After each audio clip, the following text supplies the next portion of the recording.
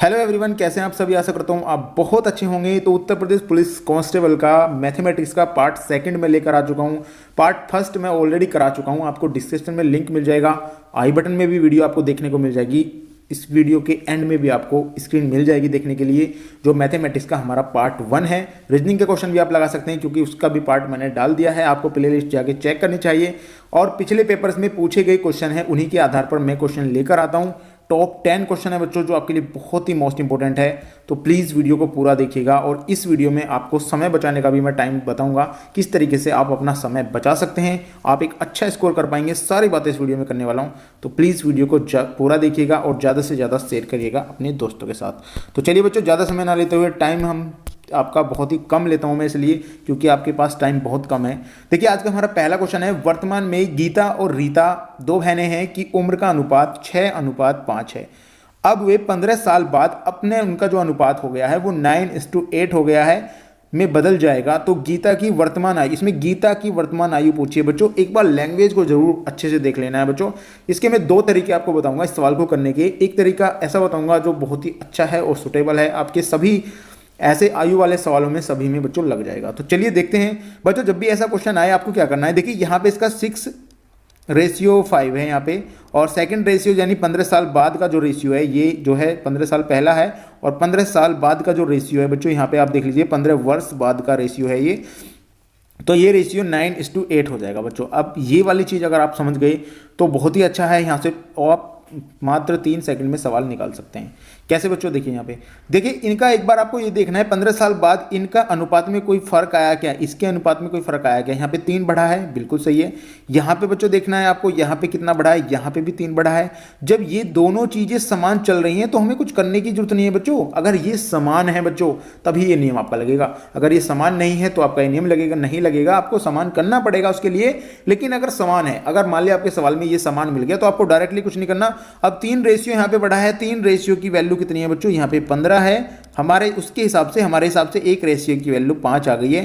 पूछा क्या है बच्चों, पूछा है गीता की उम्र। गीता क्या है, गीता 6 वर्ष की थी। यहाँ पे अगर वर्तमान उम्र का अनुपात देखें तो 6 है, तो गीता में इसको गुना कर दीजिएगा। जैसे ही आप 6 पंजे करेंगे तो आपको पता चल जाएगा कि सही आंसर आपका क्या हो जाएगा। ऑप्शन नंबर बी आपका बिल्कुल क्लियर हो जाएगा। एक फंडा तो ये था आपको बहुत ही अच्छे तरीके से निकालने का। अब सेकंड ट्रिक भी आपको बताता हूँ मैं। ये सेकंड ट्रिक है जो बहुत ही अच्छी है और सभी आपके सवालों में लगने वाली है। देखिए, यहाँ पे 6 और 5 अनुपात आपने लिख लिया है।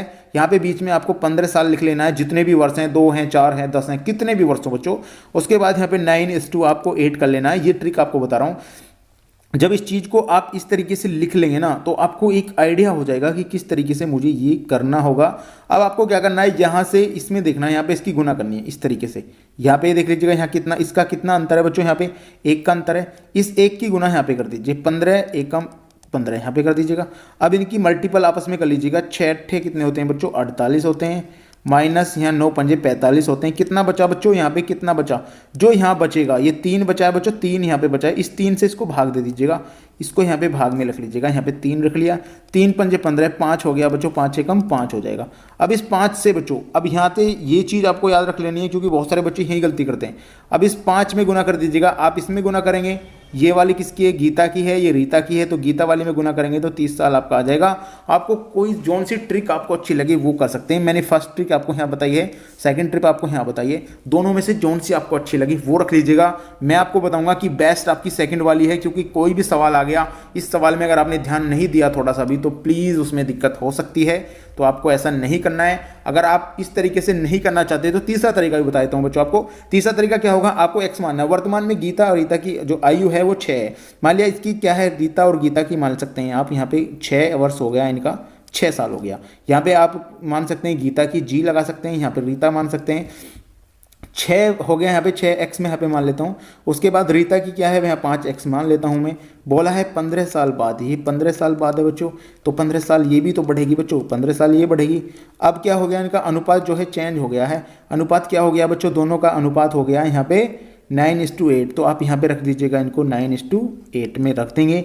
जैसे ही आप इसको इसमें रखेंगे, आप इसको बटे में ला सकते हैं। जैसे यहाँ पे 6x + 15 हो जाएगा, यहाँ पे आप इसे ला सकते हैं 5x + 15 हो जाएगा, बराबर कितना है 9:8। जब आप इनकी क्रॉस मल्टीप्लाई करेंगे तो आपको बिल्कुल अच्छे से समझ में आ जाएगा। कैसे करेंगे, आपको यहाँ करना है 6 × 48। यहाँ पे अगर मैं करके दिखाऊँ आपको, यहाँ से 6 × 48 हो जाएगा बच्चों, 48x हो जाएगा यहाँ पे, और यहाँ पे 15 × 8 120 हो जाएगा, प्लस 120 आप यहाँ कर लीजिएगा, बराबर में जाएंगे, और यहाँ पे 9 × 5 = 45 हो जाएगा बच्चों। 45x प्लस यहाँ पे आप यहाँ जाएंगे 15 है बच्चों, तो 15 नंबर कितने होते हैं, लगभग 135 होंगे बच्चों, 135 हो जाएंगे। अब यहाँ 48 में 45 जाएंगे तो कितने हो जाएंगे, 3x हो जाएगा बच्चों, बराबर यहाँ पे 120, और 135 में 120 जाएंगे, यहाँ पे 15 आ जाएगा। तो x की वैल्यू यहाँ पे भी आपकी 5 आ गई है। अब आप यहाँ से गुना कर सकते हैं। तो इस तरीके से 3 नियम आपको मैंने बताए हैं, तीनों ही आपको देख लेना है जौन सा आपको बेस्ट लगे। ये तरीका भी बहुत ज़्यादा बेस्ट है, इसको भी आप कर सकते हैं, क्योंकि बहुत सारे बच्चे कहते हैं सर मुझे x से समझाओ, हमें x से समझ में आएगा। तो ऐसे भी समझ सकते हैं आप, शॉर्ट ट्रिक से भी समझना चाहते हैं तो शॉर्ट ट्रिक से भी आप समझ सकते हैं। मैंने सारी चीज़ें आपको यहाँ पे समझाई है। तो प्लीज़ ऐसे सवालों को बहुत अच्छे से करिए, जो सुटेबल नियम हो आप उसको रख लीजिएगा, बाकी को डिलीट कर दीजिएगा, क्योंकि वरना प्रॉब्लम हो सकती है आपको। सारे नियम एक साथ रखोगे तो थोड़ी सी आपको प्रॉब्लम हो सकती है। मैं नहीं चाहता आप किसी भी प्रॉब्लम का सामना करें बच्चों, तो इस तरीके से ये सवाल आपको कर लेने हैं बच्चों। आशा करता हूं आपको ये नियम बहुत अच्छे से समझ में आए होंगे। चलिए बच्चों नेक्स्ट क्वेश्चन पे चलते हैं। देखिए बच्चों नेक्स्ट क्वेश्चन है हमारा, एक आदमी जो है बगीचे में 5625 संतरे के पेड़ ऐसे बोता है कि एक पंक्ति में जितने संतरे के पेड़ हैं उतनी ही पंक्ति होनी चाहिए। तो बगीचे में कितनी पंक्तियां हैं? आपकी एग्जाम में आ चुका है, उत्तर प्रदेश पुलिस कांस्टेबल में ये सवाल ऑलरेडी आ चुका है। एसएससी जीडी का अगर आप पेपर उठा के देखेंगे तो वहां भी ये सवाल आपको देखने को मिल जाएगा। ये सवाल वहां पे भी आया हुआ है।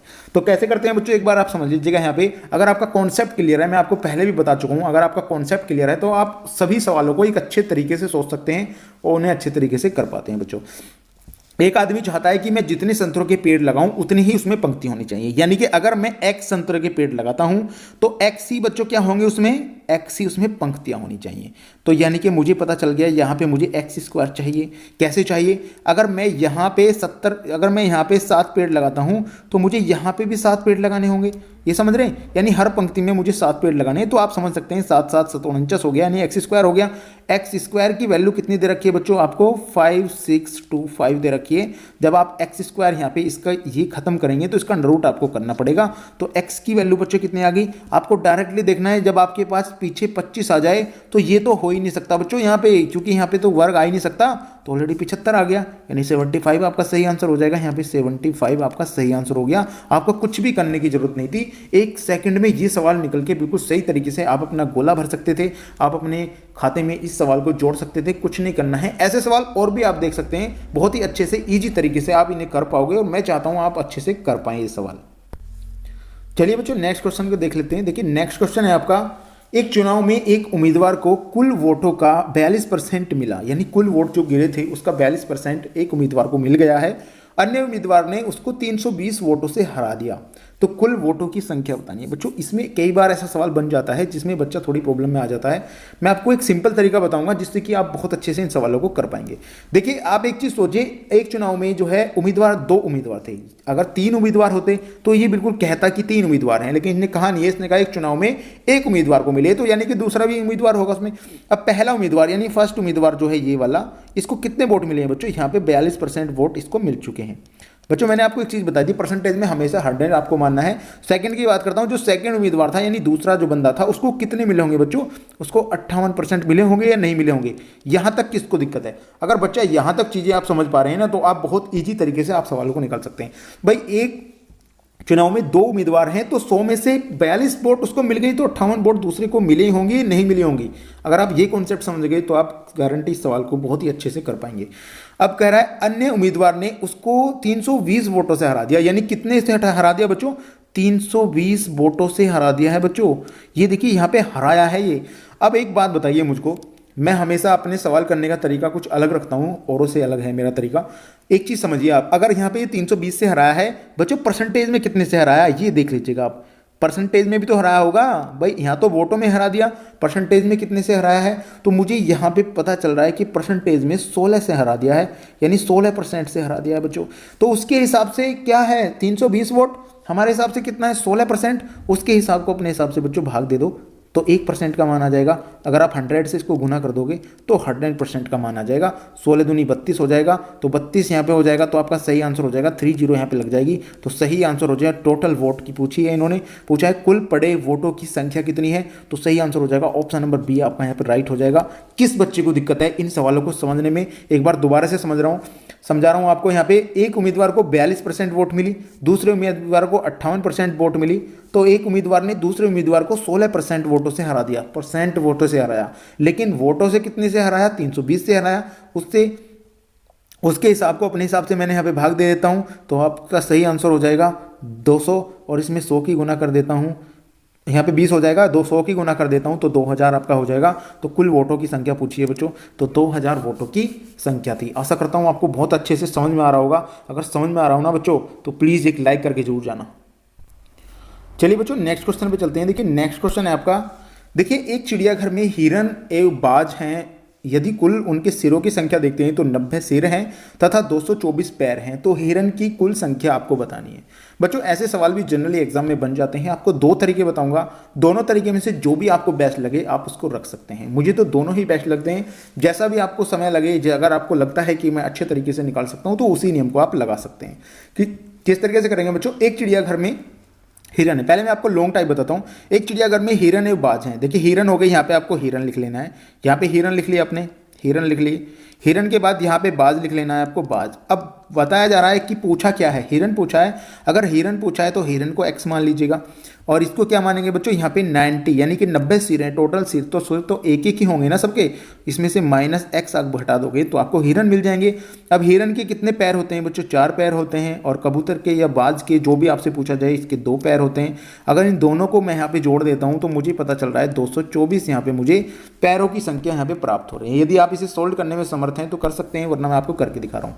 यहाँ पे क्या करना है आपको, ये हो जाएगा 4x प्लस यहाँ से आप गुना करेंगे 2 9 18 यानी कि 180 हो जाएगा बच्चों। 180 माइनस यहाँ पे 2x हो जाएगा, यहाँ पे 2x लिख लीजिएगा, बराबर में आपका 224 हो जाएगा। 4x में से 2x चले जाएंगे तो यहाँ पे बचेगा 2x की वैल्यू, बराबर 180 इधर जाके माइनस में हो जाएगा, तो इसमें से 180 आप घटा सकते हैं।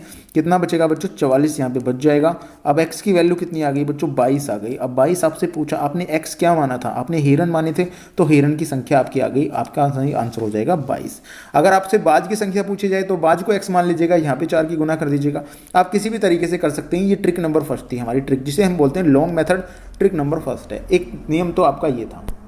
दूसरा नियम चलता हूं, सेकंड ट्रिक बताता हूं। यहाँ पे सेकंड वाली क्या है, जब भी आपको ऐसा सवाल आ जाए तो आप हमेशा 4 पैरों वाले निकालेंगे। 4 पैर, जिनके 4 पैर होते हैं ना, पैर 4 पैरों वालों की निकालेंगे। किस तरीके से निकालेंगे, आपको एक फॉर्मूला याद रखना, एल होता है लेग, यानी जितने पैर हैं बटे 2, और यहाँ पे माइनस कितना कर देना है आपको, सिरों की संख्या, यानी कि हेड, सिरों की संख्या कर देनी है। बस इतना करना है, इतने से आपका काम हो जाएगा। किस तरीके से करेंगे, एल टोटल कितने पैर हैं बच्चों, यहाँ पे अगर मैं आपको बताऊं 224 पैर हैं, बटे 2 से यहाँ पे भाग देते हैं इनको। 2 से भाग देंगे तो बच्चों कितना आ जाएगा, 112 आ जाएगा। माइनस यदि इसमें से 90 करोगे तो आपका सही आंसर क्या आ जाएगा, 22 आ जाएगा। अब पूछा क्या था आपसे, 2 पैरों की संख्या है, 4 पैरों की, तो 4 पैरों वाले पूछे थे, तो 4 पैरों वालों की संख्या आपकी 22 आ गई है। मोस्ट इंपॉर्टेंट है क्वेश्चन एग्जाम के पॉइंट ऑफ व्यू से। तो इस तरीके से आप कर सकते हैं। मैंने आपको 2 ट्रिक बताई हैं। एक तो ट्रिक है आपकी जो शॉर्ट ट्रिक है जिसे आप यूज कर सकते हैं, एक आपका लॉन्ग मेथड है, इसे भी आप यूज कर सकते हैं। मैं दोनों बता रहा हूँ इसलिए क्योंकि बच्चे बहुत ज़्यादा परेशान हो जाते हैं कि सर हमें मेथड समझ में नहीं आया, तो आपको यहाँ से समझ में आ गया। लेकिन मैं आपसे बताऊंगा, जब भी आप अपना समय बचाना चाह रहे हैं तो आप इस मेथड का यूज जरूर करिएगा बच्चों। चलिए बच्चों नेक्स्ट क्वेश्चन की ओर चलते हैं। देखिए नेक्स्ट क्वेश्चन है हमारा, राधा की आयु 10 वर्ष है, इसके दादा की आयु 62 वर्ष है। कितने वर्ष के बाद इनके दादा की आयु राधा की आयु से 5 गुना हो जाएगी, यानी 5 गुना हो जाएगी, ये पूछा है। बहुत ही अच्छा सवाल है। आपको 2 ट्रिक इसकी बताने वाला हूं मैं। पहले ट्रिक तो आपको लॉन्ग मेथड में आपको बताता ही हूं। देखिए राधा की आयु, यहाँ पे आप लिख सकते हैं राधा, और यहाँ पे इसके दादाजी हैं तो ग्रैंडफादर लिख सकते हैं आप इसमें। यहाँ पे देखिए, यहाँ पे इसकी क्या है 10 वर्ष है और इनकी क्या है 62 वर्ष है। बात करता हूं, अगर ये कितने वर्ष, ये पूछा कितने वर्ष बाद, तो मैं यहाँ कितने वर्ष मुझे नहीं पता, तो मैं x मान सकता हूं। इसी के साथ दादाजी भी तो बढ़ेंगे, x वर्ष दादा भी बढ़ेंगे। अब ये दोनों बराबर कर सकता हूं मैं कब, अभी तो बराबर नहीं होते, लेकिन ये बता रहे कि ये 5 गुना हो जाएगा, यानी ये 5 गुना हो जाएंगे, तो इनकी जो जो राधा है वो 5 गुना छोटी हो जाएगी। तो इन्हें बराबर करने के लिए राधा को 5 से अगर मैं गुना कर देता हूँ यहाँ पे, तो मुझे पता चल रहा है अब ये बराबर हो गई। बस हो गया सवाल आपका, कुछ नहीं करना, आपको डायरेक्टली काट देना है। 10 पंजे 50 हो गया, यहाँ पे 50 आप रखेंगे प्लस यहाँ पे 5x हो जाएगा आपका, बराबर में आप जाएंगे, यहाँ पे 62 है ही आपका, प्लस यहाँ पे x रह जाएगा। अब यहाँ पे 5x है, ये x है, तो यहाँ पे 4x रह जाएगा। 4x बराबर 62 में से अगर आपका 50 जाता है तो 12 रह जाएगा, तो x की वैल्यू आपको पता चल गई 3 आ गई। तो सही आंसर आपका हो जाएगा 3, ऑप्शन नंबर सी आपका यहाँ पे सही हो जाएगा, जो कि आपके बिल्कुल ही बहुत ही अच्छे और ईजी तरीके से आप रखेंगे, बहुत अच्छे से आपका सवाल निकल जाएगा और आपको बहुत कम समय लगेगा इसमें भी। ये भी ट्रिक ही मान सकते हैं आप एक तरीके की, बहुत ही कम समय में आप इसको निकाल देंगे। चलिए दूसरी ट्रिक देखते हैं, दूसरी हो सकता है दूसरी ट्रिक आपको ज़्यादा पसंद आ जाए तो उससे भी निकालते हैं बच्चों। जब भी आपका ऐसा सवाल आ जाए तो आपको ऑप्शन उठाने, ऑप्शन कैसे उठाने, जैसे मैं 6 उठा लेता हूँ। अगर मैं 6 उठाता हूँ तो राधा कितने की हो जाएगी बच्चों, 16 साल की हो जाएगी, और उनके दादा कितने हो जाएंगे, 6 उठते 68 साल के हो जाएंगे। क्या ये 5 गुना हो रहा है? बिल्कुल भी नहीं हो रहा है बच्चों, तो ये ऑप्शन तो आपका गलत हो ही जाएगा। बात करते हैं तीसरा ऑप्शन उठाते हैं, सी उठाते हैं। तो सी को उठाने से मुझे पता चल रहा है राधा जो है यहाँ पे 13 साल की हो जाएगी बच्चा, और इसके दादा 65 साल के हो जाएंगे। मुझे पता चल रहा है 5 गुना हो जाएंगे, बिल्कुल 5 गुना हो जाएंगे।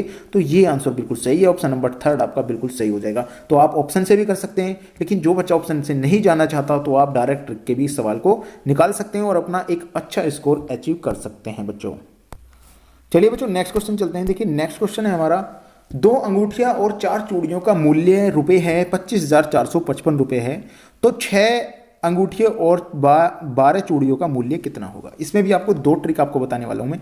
पहली ट्रिक आपको बता दूं, यदि ये दोनों बराबर है, मान लिया मैंने यहाँ पूछा 2 चूड़ियाँ, 2 यहाँ पे चूड़ियों के लिए आप कुछ भी ले सकते हैं, सी ले सकते हैं आप, 2 चूड़ियाँ और 4 चूड़ियाँ, 2 अंगूठियाँ हैं यहाँ पे, अंगूठी के लिए आप ए ले सकते हैं, अंगूठी के लिए ए ले सकते हैं, और 4 चूड़ियों के लिए, 4 जो है चूड़ियों के लिए सी ले सकते हैं आप।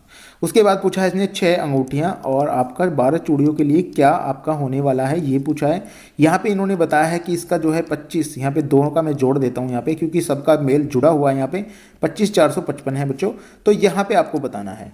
मैं आपको एक चीज़ बता दूँ, तब भी अगर आपका ये वाली चीज़ें यहाँ पे अगर आपको करनी है बराबर करने की, हमेशा अगर सवाल ऐसा आ जाता है तो आपको बराबर करने होते हैं। ये 2 चीज़ बराबर कर लीजिएगा बच्चों।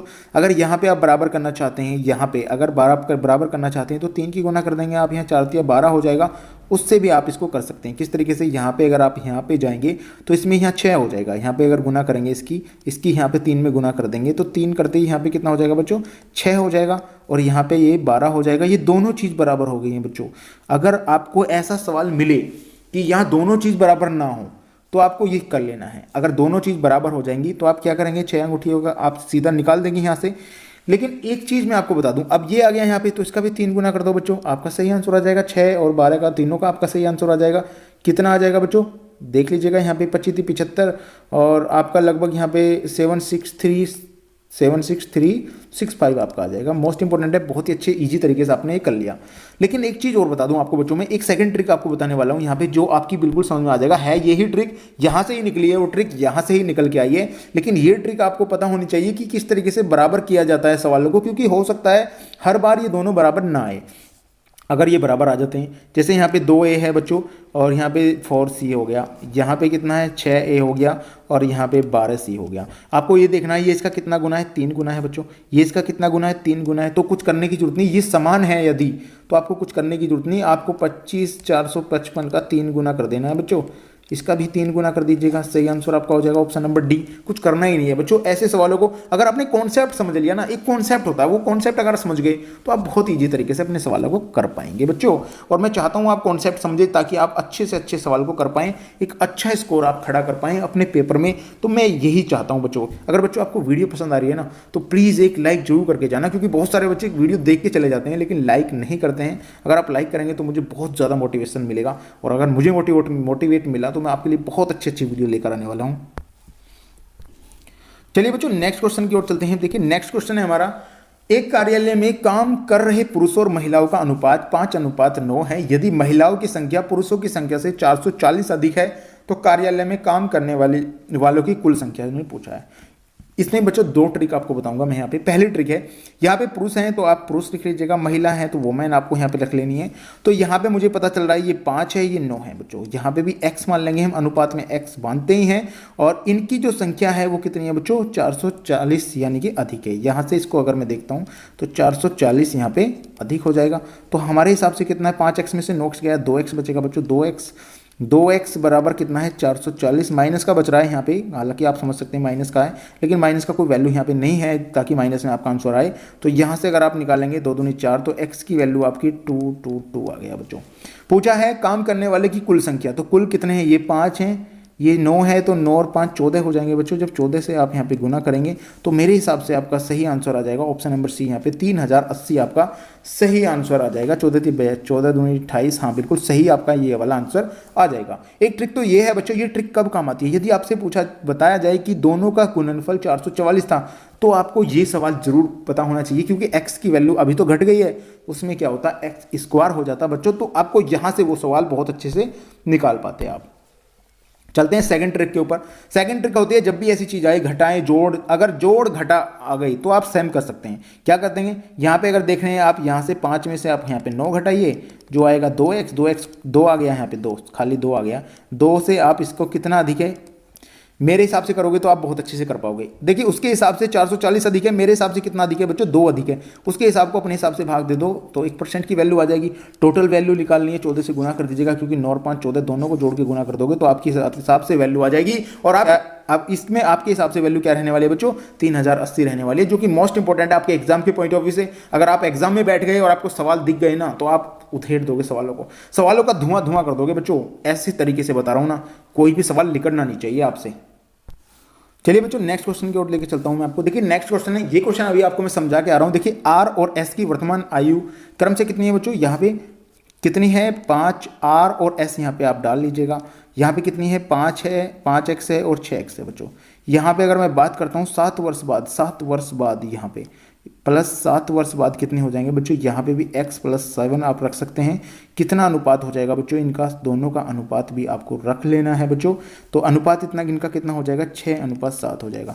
आप इसको इस तरीके से निकाल पाएंगे। 5x + 7 यहाँ पे रख लीजिएगा, यहाँ पे 6x + 7 यहाँ पे रख लीजिएगा, बराबर में 6 7। आप इसकी क्रॉस मल्टीप्लाई करेंगे तो आपका सही आंसर आ जाएगा। एक ट्रिक तो ये है, मैं ऑलरेडी समझा के आया हूँ, उस सवाल को एक बार देख लीजिएगा। दूसरी ट्रिक मैंने आपको ये भी समझाई है, अगर आपको ये चीज़ समझ में नहीं आती तो ये वाली चीज़ आपको बिल्कुल समझ में आती होगी। जैसे यहाँ पे 5 है, यहाँ 6 है, यहाँ पे 6 है, यहाँ 7 है।